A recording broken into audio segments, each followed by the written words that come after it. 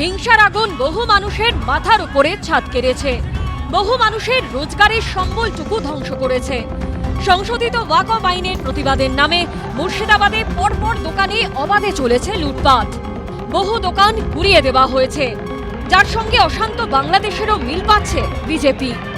ভালো ভালো shopping mall তৈরি করেছিল, ওষুধের দোকান, কাপড়ের দোকান, জুতোর দোকান, ঠিক বাংলাদেশ থেকে বাংলাদেশ স্টাইলে এই চোরেগুলো ভিখারি ঢুকে ঢুকে লুট করেছে। পাল্টা জবাব দিতে গিয়ে তৃণমূলের মুখেও শোনা গেছে সেই বাংলাদেশের প্রসঙ্গ। বিএসএফ এর ভূমিকার তদন্ত হওয়া উচিত। শুভেন্দু অধিকারীর বয়ানের মাপকাঠিতে গতকাল কুণাল ঘোষ কি বলেছিল, একই জিনিস বলেছিল, আমরা তদন্ত চাইছি। এবং বিএসএফ এর বিরুদ্ধে তদন্তের প্রথম সাক্ষ্য যেন হয়, প্রথম উপাদান যেন হয় শুভেন্দু অধিকারী স্টেটমেন্ট। শাসক বিরোধী দুই শিবিরের বাকযুদ্ধে বারবার বাংলাদেশের প্রসঙ্গ অনেককেই মনে করিয়ে দিয়েছে সে দেশের কয়েকদিন আগের ছবি। সম্প্রতি গাজার উপর ইসরায়েলি হামলার প্রতিবাদের নামে সিলেটে কেএফসির বিপণিতে ঢুকে ভাঙচুর এবং সেখানকার খাবার লুট করে প্রতিবাদকারীরা। দুহাত ভরে চিকেনের নানা পদ নিয়ে বেরিয়ে আসতে দেখা যায় বিক্ষোভকারীদের। রাস্তায় দাঁড়িয়ে উল্লাস করতে করতে সেই খাবার খায় তারা।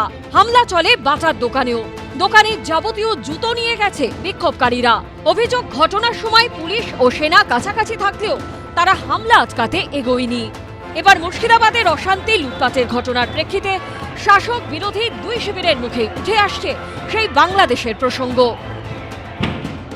তবে এটা ঠিক যে বাংলাদেশের জঙ্গিরা তারা ঘাঁটি গেড়েছে ভারতবর্ষের বিভিন্ন জায়গায়, বিশেষত পশ্চিমবাংলায়।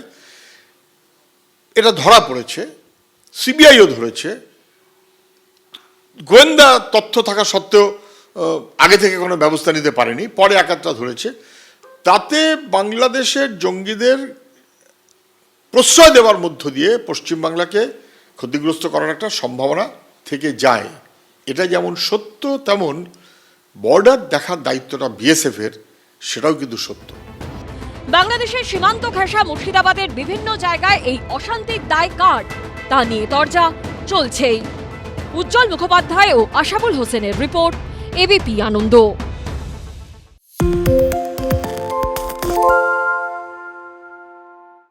শুনতে পাচ্ছি না, বল না। আরে 10 টাকাটা ব্যাপার নয়, আজকে 40 টাকা দিচ্ছি, কারণ 40 টাকা। বাংলা গলাবাজি চায় না, বাংলা খবর চায়। বাংলা খবর, বাংলার খবর।